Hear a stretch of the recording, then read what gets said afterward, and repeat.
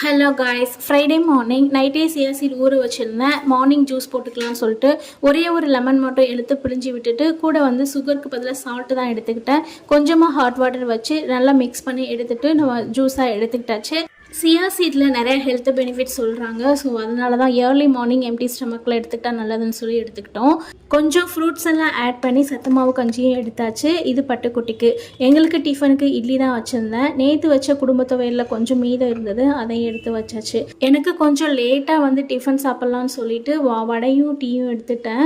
Early மார்னிங்கே நான் வந்து பெட்ஷீட்ஸ்லாம் வாஷ் பண்ணி வச்சுருந்தேன். அதை கொண்டு போய் காயப்படுறதுக்காக மாடிக்கு போயிருந்தேன். அப்படியே ஃப்ரூட்ஸ் ஏதாவது இருக்கான்னு பார்த்தேன். ஒரே ஒரு ஃப்ரூட்ஸ் மட்டும் தூரத்தில் இருந்தது.